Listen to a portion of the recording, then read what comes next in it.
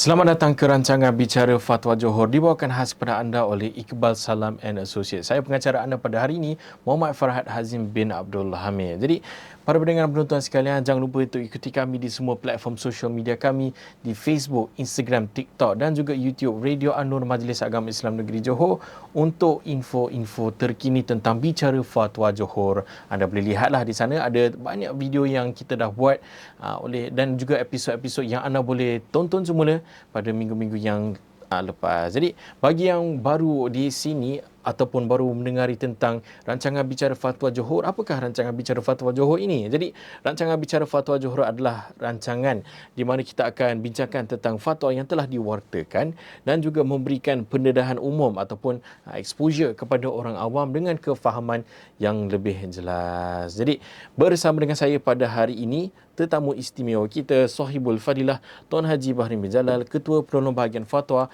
Berangkap Setiausaha Jawatankuasa Fatwa Negeri Johor. Assalamualaikum Ustaz. Assalamualaikum warahmatullahi wabarakatuh. Sihat ya hari ini? Alhamdulillah, waras keras puasa. Baik. Jadi pada hari ini tajuk kita adalah tentang konsep hiburan dalam Islam. Jadi sebelum kita masuk dengan tajuk ini dengan lebih lanjut, izinkan saya untuk memberikan sebuah mukadimah. Jadi seperti mana yang kita tahu, hiburan ini adalah sebuah perkara ataupun ia merupakan sebahagian daripada kehidupan manusia.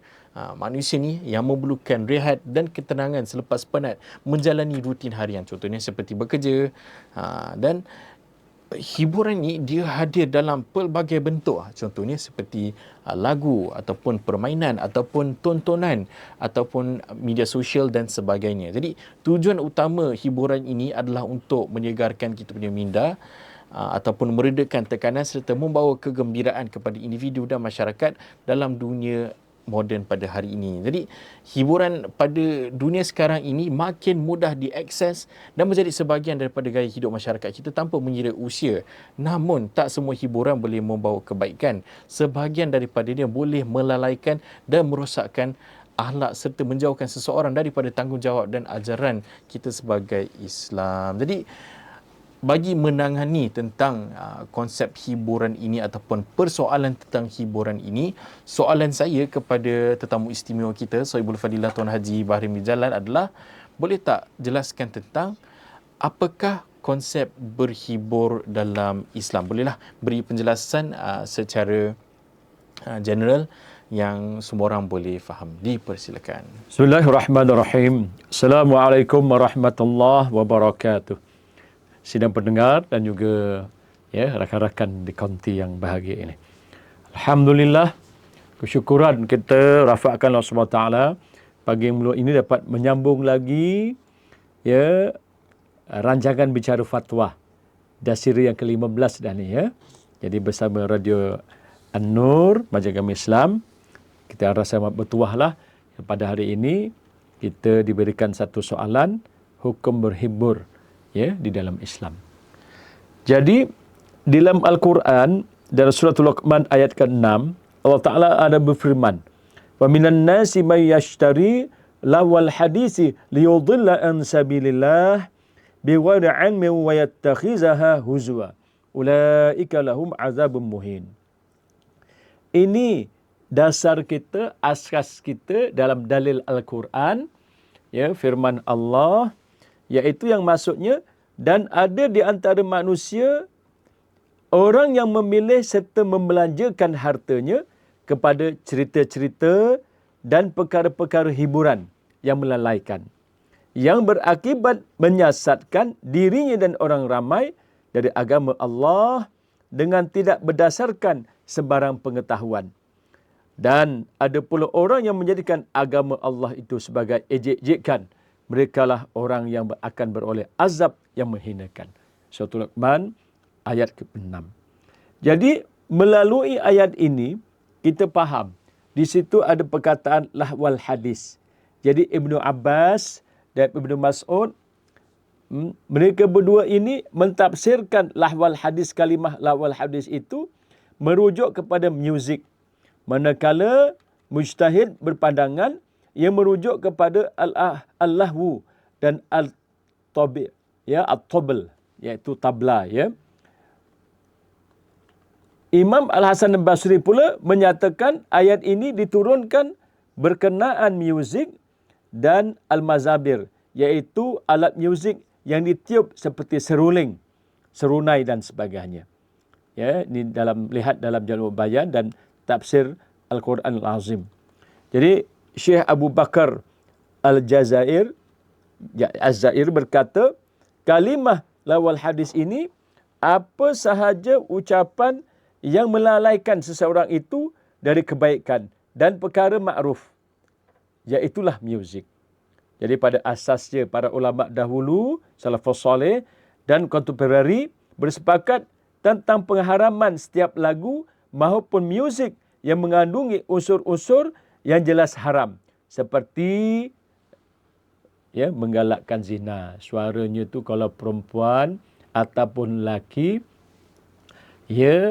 menggalakkan, bercerita, liriknya itu tentang perkara-perkara yang diharamkan. Zina, kadang ada lagu-lagu tentang arak. Contohnya lagu Hotel California, kan ada dalam makna itu kan ada arak, ada perempuan yang cantik-cantik, contohnya seni katanya itu. Jadi kalau kita faham di sini, meminum arak, tarian yang menggairahkan. Kalau Arab itu ada gelik, tarian gelik. Digendang bukan bergelik. Sudah tentulah itu menggairahkan. Dan lirik-lirik yang mendorong kepada kekerasan. Kan ada. Contohnya lagu rock-rock yang orang kata Iron Maiden yang kepala golang-goyang tu, ceritanya setan memuja satanik, syaitan memuja yang namanya itu, sudah tentulah perkara-perkara yang begitu yang amat jelas, iaitu makna tentang lawal hadis tersebut. Lantaran itu terdapat pandangan yang mengharuskan nyanyian dan muzik jika ia di garis bawah tidak mempunyai unsur-unsur yang diharamkan seperti arak, pergaulan bebas, lirik yang menjanggahi syariat Islam serta melalaikan pendengar, dan tidak dengan mendengar itu kadang-kadang lebih mendorong untuk kita itu ingat Allah, macam lagu-lagu nasyid. Takkanlah lagu Selimut Putih itu kita dengar makin nak buat maksiat. Selimut putih kan gitu kan? Bila Israel datang memanggil, jasad terkubur terbaring di pembaringan, seluruh tubuh akan menggigil, seluruh jasad kan kedingin. Gitu lebih kurang lah. Takkanlah unsur macam tu ataupun salawat-salawat, lagu-lagu Maher Zain contohnya, semuanya ke arah kebaikan. Takkanlah haram bang. Janganlah gitu. Kerana Islam itu merupakan agama pertengahan. Tidak keras, tidak terlampau lembut sehingga dipijak-bijak. Waktu pertengahan. Setiap perkara yang diharamkan itu ada pengecualiannya. Contoh, makan daging babi itu haram. Tapi kalau darurat, boleh makan. Terlampau lapar. Walaupun hanya sebesar koin dan sebagainya. Sebab itu ada pengharaman mutlak tapi ada pengecualiannya. Kita itu tak boleh sembahyang bertelanjang, tapi pakaian tak ada. Gelap pula tu. Yang ada cuma itu. Lubang pula tu. Boleh. Yang penting jangan tinggalkan solatnya. Sebab itu nak kena faham. Bila faham ini, otak kita makin tenang, makin sedap. Apa itu yang namanya hukum berhibur dengan muzik dalam Islam. Sebab itu, bila dah faham ini, ayat Qurannya ada satu hadis daripada Rasulullah SAW dengan riwayat Imam Muslim ni, hadis 2750, iaitu sahabat namanya Hanzalah. Ya Hanzalah, sa'atan wa sa'atan walau kanas takunu qulubukum kama takunu indal zikri lasafahatkumul malaikatu hatta tusallim alaikum fit turuq. Hanzalah ini dia berasa khawatir. Takut dirinya tu lepas zikir, dia balik, dia nyanyi-nyanyi, gembira dengan keluarga. Maka kebimbangan itu dia tanya kepada Rasulullah. Ya Rasulullah, aku ini tadi dah bersama dengan kamu berzikir dan sebagainya. Bila balik dengan keluarga, aku lupa pula Allah. Maka macam mana? Macam ini ya Rasulullah. Maka Rasulullah menjawab, wahai Hanzalah, ada masa untuk urusan keduniaan, ada masa untuk beribadat. Dan jika hati kamu sentiasa sama seperti kamu sedang mengingati Allah SWT, maka para malaikat akan bersalam denganmu dan memberi salam kepadamu di pertengahan jalan. Maksudnya, macam mana kita ini dalam hal keadaan berhibur, ingat Allah. Ini yang paling payah ni. Kita bila berhibur dekat konsert, ya, terjerit-jerit, terlanjak-lanjak apa yang namanya, ya, akhirnya kita lupa Allah. Sebab tu orang sufi tu ada satu istilah. Kalau yang namanya kita itu mengingati Allah sendiri-sendiri beruzlah, namanya khalwat. Tapi mengingati Allah dalam keramaian, orang sibuk, berhibur, berapa, awak itu ingat Allah, namanya jalwat. Ya, tadi khalwat, ni jalwat. Jarang jumpa kan, jarang dengar ini. Ya, kali pertama dengarnya, tak apa. Maksudnya bagaimana dalam keriuhan orang muzik dengar apa, awak tetap ingat Allah. Sebab itu Imam Nawawi sebab itu mentafsirkan hadis ini turut, ya, diriwayatkan dengan lafaz berbeza dalam Sahih Muslim. Beliau menjelaskan bahawa kita tidak dituntut untuk beribadat sepanjang masa. Ya, kerana itu apabila Hanzalah merasa risau, dirinya telah munafik kerana lalai daripada mengingati Allah, Rasulullah SAW menjelaskan bahawa ada masa diperuntukkan untuk ibadat, ada masa juga perlu diperuntukkan untuk kehidupan dunia dan berhibur bersama keluarga. Rujuk syarah Sahih Muslim, ya, terdapat juga asar daripada Ibnu Syihab berkata, rawihul quluba sa'atan wa sa'atan. Maksudnya, rehatkanlah hati-hati kalian, ya, ada masa untuk urusan dunia, ada masa untuk urusan akhirat. Lihat, ya, Ibn Abdul Bar, Jami' Bayan, ya, Al-Alim Al-Fathul Hili, ya, dan Al-Maqasid Al-Ahsanah fi Istiharatul Al-Asinah. Maksudnya, tuan-tuan, kita itu, ya, ada masa untuk beribadat, ya, sungguh-sungguh dengan Allah. Tapi ada masa kita peruntukkan untuk keluarga bersama-sama, ya, bergurau senda dengan isteri, mula'abah. Masa, ya, hadisnya itu, dengan isteri ni kena kita bermain-main, ya, bergurau senda, bercanda-canda, bercinta-cintun, maksudnya begitu. Supaya hidup itu tidak boring. Ibadat aja bagi mereka yang tarafnya tu dah betul-betul muqarabah, dekat musyahadah dengan Allah, maka dia seronok, dia jadikan itu sebagai hiburan dia. Tapi bagi orang awam, macam hadis Rasulullah ni untuk orang awam. Ya, jadi ada masa ibadat, ada masa ni. Namun begitu bagi kita ni, orang yang tak dekat dengan Allah, yang anggota luaran kita itu silakan. Nak berhibur, nak bekerja, main-main, bola sepak, pergi tengok bola, mancing. Asal semuanya itu bukan lahwal hadis yang boleh menjerumuskan kita kepada kemukaan Allah. Tetapi hatinya tetap sentiasa dengan Allah. Sebab itu tempat mengingati Allah itu di dalam hati. Luar silakan, tapi dalam no, tetap dengan Allah. Ini supaya kita tidak lalai, waflah dan sebagainya. Jadi prinsip halal dan haram dalam Islam. Ya, jadi kita ambil daripada karya Dr. Al-Qarqawi, ya, antaranya hukum asal sesuatu itu adalah harus. Selagi tidak ada pengharaman, muzik, hiburan itu boleh. Ya, namun begitu bila ianya bertentangan, maka tetap jatuh haram. Jadi halal haram adalah mutlak kuasa Allah. Ya, kita itu mengharamkan yang halal pun satu perkara yang dia tegas dalam Islam, menghalalkan yang haram ni, mengharam yang halal. Hiburan boleh, tapi awak kata haram mutlak, salah tu. Ya, tak boleh, kerana ada yang halal dan hadis-hadisnya nanti kita bawakan banyak. Ya, dengan perkara halal, seseorang tidak perlu lagi kepada yang haram. Apa yang membawa kepada yang haram, hukumnya haram. Haram membuat tipu hela untuk perkara yang haram.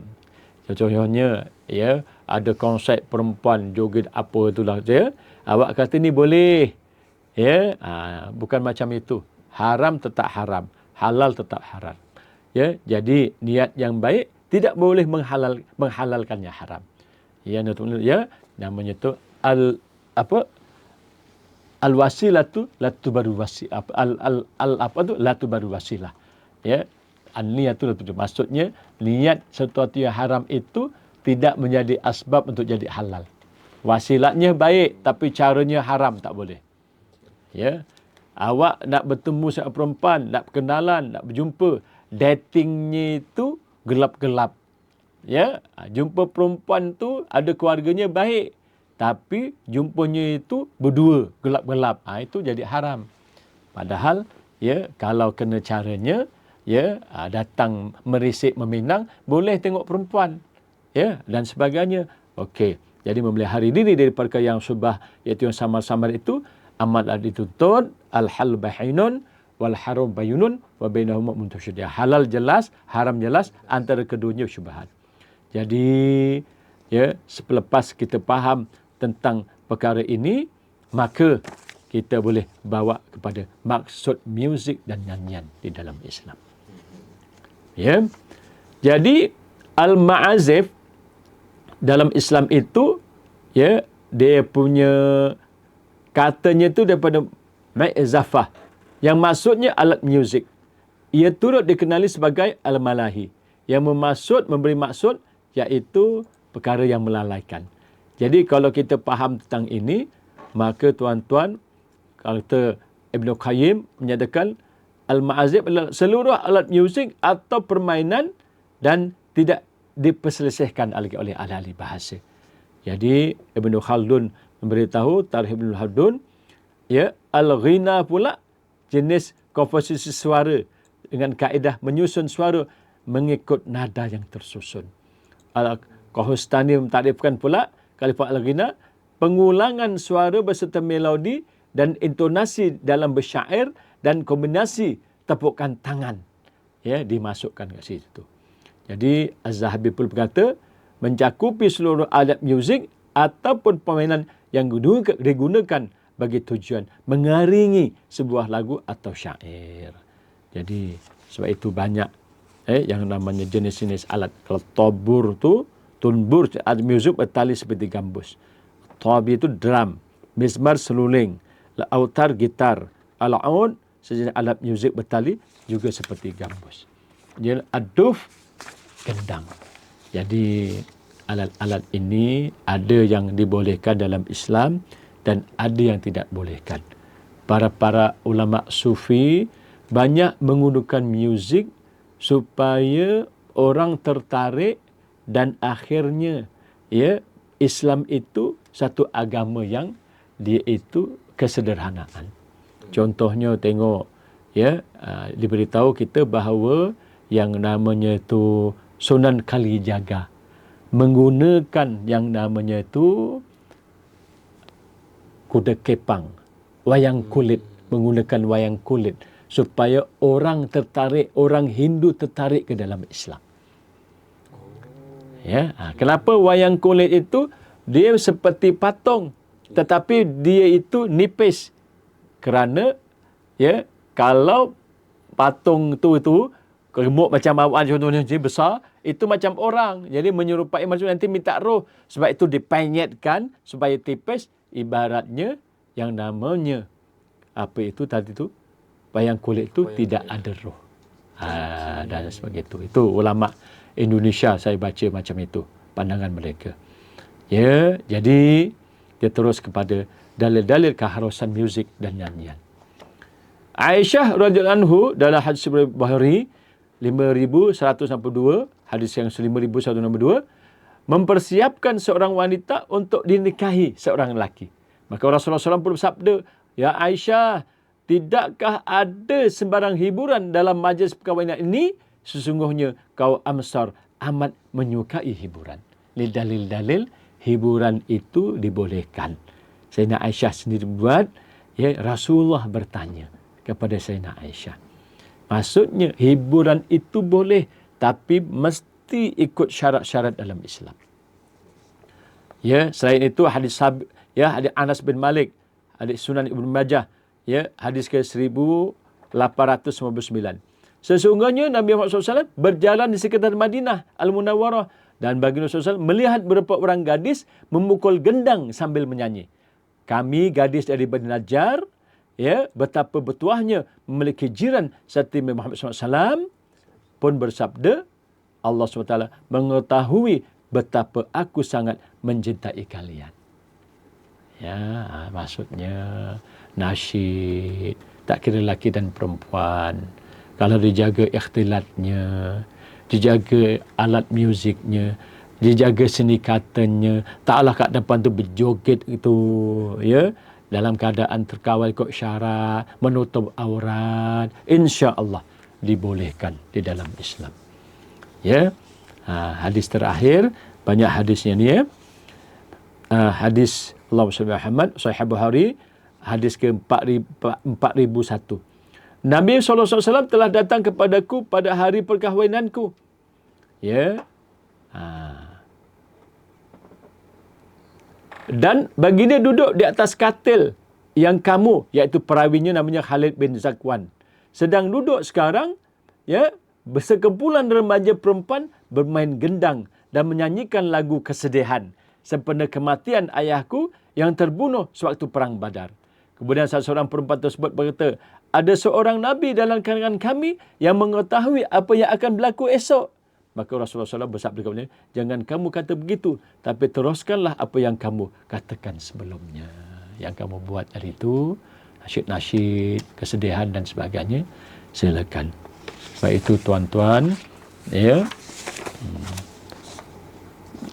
Terus kita kepada fatwa-fatwa dan pandangan para ulama. Ya, muzakarah jadi fatwa kebangsaan, ya, pada ahli Islam kali kedua bersidang pada 12 Mei 1991 telah membuat keputusan nyanyian yang sini katanya baik, tidak lucah, tidak biadab, tidak mendorong kepada maksiat, tidak bercampur gaul antara lelaki dan perempuan dan tidak membawa kepada fitnah adalah harus. Jadi jika nyanyian sedikatnya tidak baik, lucah, biadab dan seterusnya tadi itu membawa kepada fitnah dan seumpamanya maksiat, kelucahan, maka nyanyian itu hukumnya adalah haram. Ya, dan pancaragam, kugiran, apa aja konsert yang melalaikan hukumnya haram.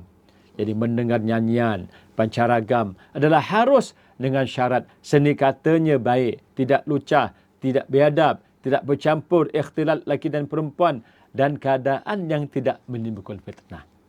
Jadi menyanyi untuk menimbulkan semangat jihad untuk orang perang adalah boleh. Ya, kan kalau ada lagu untuk kita pergi berjihad. Ya, lagu macam Palestin tu contohnya, ya. Apa tu? Itulah lagunya tu, ya. Ataupun lagu kita tu, askar kita tu. Inilah barisan kita. Gitu, itu diharuskan. Ya. Saya rasa cukup untuk pusaran pertama ni. Ya, supaya nanti kalau ada lagi kita kupas dengan lebih baik insya-Allah, saya memberikan kepada pendengar semua asas Quran, hadis tentang keharusan untuk nyanyian dan mana yang boleh, mana yang haram. Saya serahkan kepada DJ kita. Baik, terima kasih diucapkan kepada tetamu istimewa kita Sayyidul Fadilah Tuan Haji Bahram bin Jalal di atas penerangan tersebut. Jadi saya rasa penerangan sebentar tadi adalah sebuah penerangan yang cukup kondusif dan padatlah. Saya rasa mana-mana pendengar dan penonton yang mendengar boleh terus faham kot. Jadi secara kesimpulan, hiburan yang melalikan dan melalaikan kita haruslah kita jauhi supaya kita tak lupa akan tujuan kita di atas muka bumi ini. Nak berhibur memang boleh, tapi kita kenalah berhibur dengan moderation dan kita haruslah hiburan itu membawa ke arah kebaikan dan kalau boleh ke arah ilahi. Kalau boleh kita kenalah ada itu sifat jalwat yang seperti mana dikatakan tadi. Dan yang terakhir sekali, kalau boleh kita janganlah normalisasikan menghalalkan perkara yang haram. Seperti mana yang disebutkan tadi, perkara halal itu adalah jelas dan perkara haram itu jelas dan perkara di antara tengah-tengah itu adalah syubhah. Jadi lebih baik kita utamakan perkara yang halal. Jadi para pendengar dan penonton sekalian, jangan ke mana-mana kerana selepas ini kita akan ada kupasan yang lebih mendalam dan semestinya menarik. Segalanya hanya di Bicara Fatwa Johor yang dibawakan khas kepada anda oleh Iqbal Salam and Associates. Jangan ke mana-mana.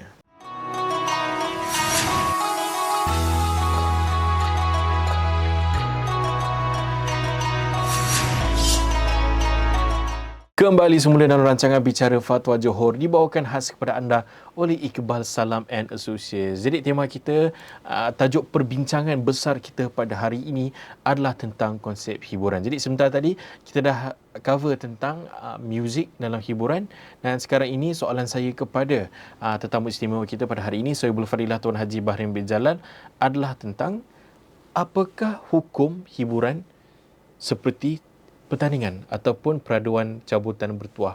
Mungkin perkara ini pun sebuah perkara yang kita sering orang kata terlepas pandang, tetapi mungkin ada penjelasan di sebalik pertandingan ataupun peraduan cabutan bertuah ni. Dipersilakan. Bismillahirrahmanirrahim. Alhamdulillah. Allahumma salli ala Muhammad wa sallam wa ala alihi washabihi wa man wala amma ba'du. Salah satu bentuk-bentuk hiburan yang menyeronokkan, yang menjadikan kita tu lalai, orang kata sekarang asyik lah, iaitu pertandingan-pertandingan seperti memancing, peraduan cabutan bertuah, apa sahajalah yang dijadikan sebagai satu perlumbaan, perlawanan, pertandingan. Bahasa Arabnya itu musabaqah. Jadi pertandingan mengikut Dewan Bahasa dan Pustaka bermaksud perlawanan atau peraduan dalam permainan. Dalam bahasa Arab menyebut pertandingan ini sebagai al-musabaqah. Diambil daripada sabaqah. Mendahului dalam pertandingan berlari dan pertandingan yang lain. Ini kita rujuk mausiah fiqhiyah kuitiyah. Jadi hukum musabaqah ni, pertandingan, cabutan bertuah dan sebagainya. Jadi dalam Islam, hukum pertandingan dan perlawanan tanpa mengenakan bayaran adalah harus. Mengikut jumhur ulama. Dalil umum hadis Rasulullah SAW pernah menganjurkan pertandingan bersama sahabat-sahabatnya seperti yang diriwayatkan Ibn Umar radhiyallahu, boleh rujuk dalam hadis Imam Bukhari, hadis ke-420. Dan Imam Muslim dalam hadis ke-1870. Iaitu sahabat Rasulullah SAW, Nabi SAW berlumba dengan kuda yang dilatih, yang telah dilatih dari al-hafya sehingga saniyatul wada. Jadi Rasulullah tu berlumba dari satu tempat, dia menaiki kudanya, salah satunya hafya, sehingga ke satu tempat iaitu terletak di Madinah, namanya Saniyatul Wada. Dan baginda berlumba dengan kuda yang belum dilatih dari Saniyatul Wada ke Masjid Bani Zuraik, dan Ibnu Umar adalah salah seorang yang turut berlumba. Sebab itu Ibnu Umar, Abdullah bin Umar, anaknya Sayyidina Umar ni, dia salah seorang sahabat yang sungguh-sungguh mengikuti sunnah Rasulullah. Dia faham betul sunnah Rasulullah tu. Jadi masalah sekarang, pertandingan ini ada buat bayaran, berasaskan wang dan sebagainya. Jadi garis panduan pertandingan sekiranya berasaskan bayaran atau hadiah, para fuqaha berbeza pendapat mengenainya. Terdapat musabaqah atau pertandingan yang mematuhi syarat. dan ada juga yang tidak mengetahui. Jadi macam mana kita nak bezakan antara keduanya? Syekh Mustafa Pura menggariskan ciri-ciri pertandingan yang di antaranya ialah hadiah pertandingan ditaja oleh kerajaan atau orang lain. Ada penaja satu pertandingan tu. Tak keluarkan yuran langsung. Ya, kita masuk cuma-cuma, ya, free. Ya, tidak mengambil dari wang atau yuran peserta. Contohnya, ya, sekiranya kamu berdua bertanding, aku akan memberi hadiah. Siapa menang, ya, gitu. Dia tidak mensyaratkan. Dah ada orang ketiga yang memberikan hadiah. Ibarat ditajalah oleh kerajaan lah contohnya. Macam itu. Yang keduanya, hadiah tu ditaja oleh salah seorang peserta yang bertanding. Ya, contohnya, marilah bertanding denganku. Sekiranya kamu menang, aku akan memberimu hadiah. Ya, dan sekiranya kamu kalah, kamu tidak perlu memberikanku hadiah. Ya, menang kalah tak ada kisah. Abang belanja minum. Contohnya gitu. Ya. Bukan kalau siapa kalah dia kena belanja. Tak, bukan macam tu. Menang kalah, saya tetap belanja minum. Tak ada masalah. Ya, kita bertanding ni hanya untuk kesukanan. Ya, sukan. Ya, dia sukan untuk rakyat kan, contohnya untuk negara. Jadi tetap saya akan belajar awak mereka. Ketiga, kesemua peserta membayar penyertaan dan bayaran itu dijadikan hadiah kepada pemenang. Ya, bukan yang namanya daripada penyertaan yuran itu dijadikan hadiah. Siapa yang menang? Ya, dah ada orang taja. Ya, yuran itu belikan baju, makan minum, ya, peralatan. Hadiah dah ada orang taja. Kalau diambil daripada yuran itu, tak boleh. Okey. Jadi ciri ini sama ciri yang ketiga. Namun terdapat muhallil. Orang yang tidak dikenakan bayaran. Yang muhallil itu diberikan hadiah yang serupa dengan peserta lain sekiranya menang. Ya. Semua orang masuk tapi ada 10 orang free kan. Kalau dia menang tu tetap dapat hadiah. Yang lain bayar yuran. Tapi yang dia tadi tu ada 10 orang, semua yang diambil yuran tu menghalalkan 10 orang ini masuk dengan percuma. Kalau dia menang dia ambil. Itu boleh. Okey. Ya.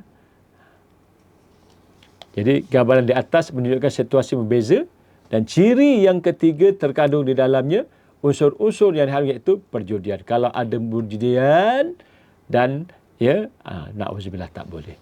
Sebab itu, ya, JAKIM, Jabatan Komunikasi Islam telah mengeluarkan garis panduan dalam menganjurkan pertandingan yang berdasarkan hadiah.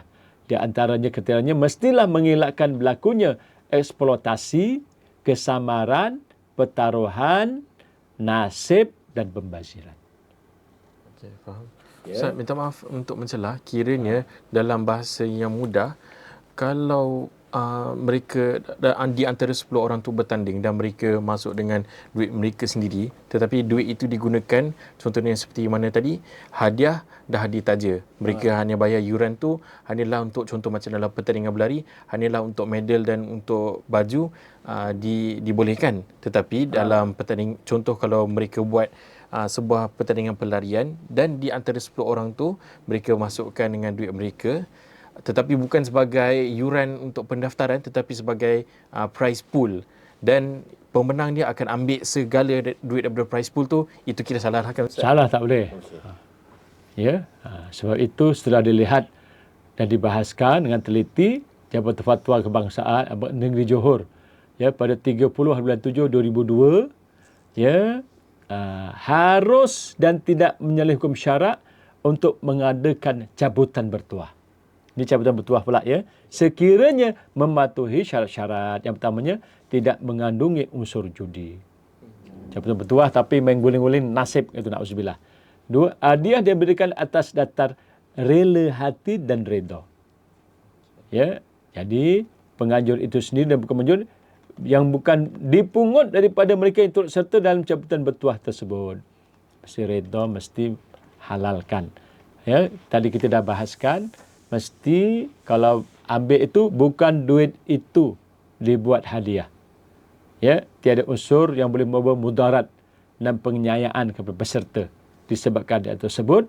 Yang keempat, tiada unsur penipuan dan agenda-agenda hidden, ya, tersembunyi.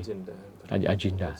Sebab itu kesimpulannya dalam masalah di atas, ya, dalil-dalil dan hujah-hujah, ya. Satu, pertandingan pada dasarnya adalah diharuskan. Dua, adapun pertandingan yang berasaskan hadiah dan wang penyertaan, pihak pengajuan mesti mengelakkan daripada melakukan penipuan, pertaruhan, eksploitasi dan pembaziran. Saya pernah masuk pertandingan memancing. Ya, kadang-kadang, ya, ikannya tu dah dicampakkan kat dalam. Datang awal, tempat yang jauh daripada peserta, semuanya rupanya orang dia semua. Yang dapat menang itu dialah. Lepas tu duitnya pula diambil daripada penyertaan. Seorang 100 contohnya. Ya, hadiah 60,000. Itu haram tu. Tapi kalau 60,000 tu ada seorang jutawan, dia dah sediakan hadiah, penyertaan walaupun tak ramai, kumpul duit tak sampai 60,000, itu halal. Ya, masalahnya sekarang ni duit penyertaan tu dijadikan sebagai hadiah. Itu yang na'udzubillah. Mengikut apa yang telah digariskan. Ya, jadi pertandingan mestilah tidak menguntungkan sebelah pihak dan menzalimi pihak yang lain.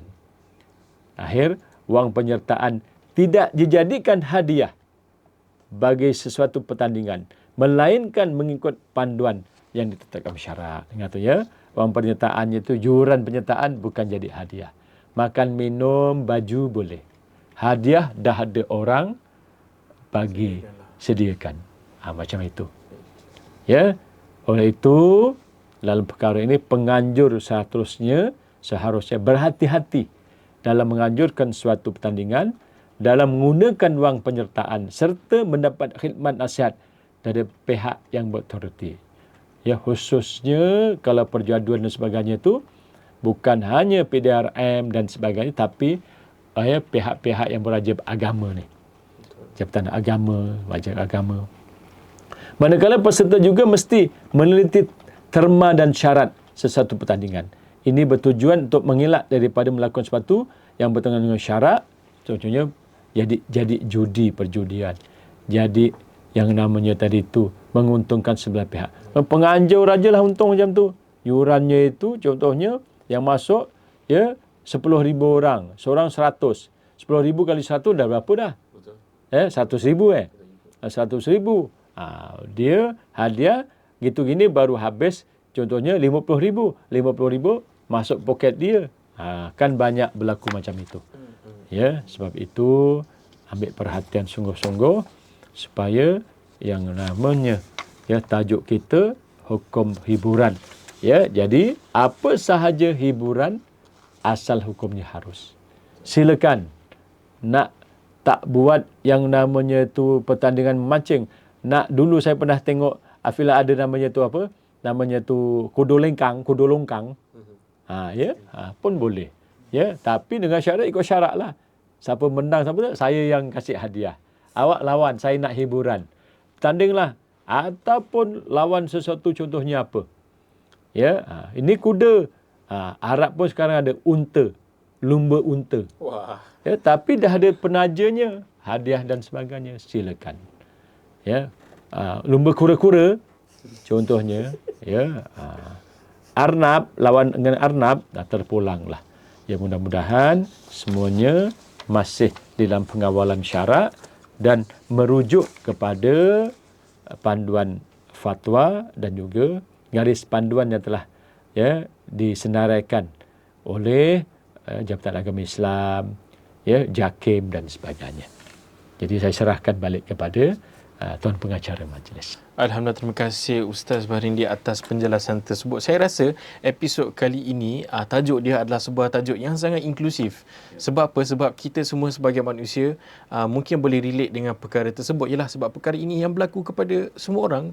Jadi secara kesimpulannya, kalau kita nak berhibur tu memang boleh. Sebab hiburan tu adalah fitrah untuk manusia, untuk mahukan untuk berhibur. Tetapi dalam kita berhibur, kita janganlah lupa sehingga kita lalai dalam kehidupan kita. kita lupa untuk beribadah, jauhi daripada dan kalau boleh kita jauhilah daripada hiburan yang menjauhkan kita daripada Allah SWT. Nak bertanding, pastikan dengan cara yang betul. Cabutan pertuah, pula tak boleh ada unsur judi. Dan pesanan saya lah kepada penganjur tournament, tak kisahlah bola, badminton, memancing ataupun apa-apa sekalipun, lomba kura-kura pun, silalah hati-hati. Kalau boleh pastikan segalanya adalah adil dan pastikan wang hadiah yang kita menang tu tidak termasuk daripada yuran pendaftaran. Pastikan prize pool yang kita dah ada tu adalah sebuah hadiah yang telah diklasifikasikan sebagai sebuah bajet yang telah pun tersedia untuk pertandingan tersebut dan bukannya datang daripada yuran penyertaan ataupun prize pool. Perkara itu adalah haram seperti mana yang difahamkan oleh Ustaz Tuan Haji Bahrin sebentar tadi. Jadi para pendengar, itu sahaja pada episod kali ini. Pastikan kalau untuk nak tonton semula, anda bolehlah ikuti kami di semua platform sosial media kami, di Instagram, Facebook dan TikTok, Radio An-Nur, Cahaya Inspirasimu. Saya pengacara anda pada hari ini, Muhammad Farhad Hazim bin Abdul Hamid, dan itu saja bagi episod kali ini di Bicara Fatwa Johor yang dibawakan khas kepada anda oleh Iqbal Salam dan Associates. Assalamualaikum warahmatullahi wabarakatuh.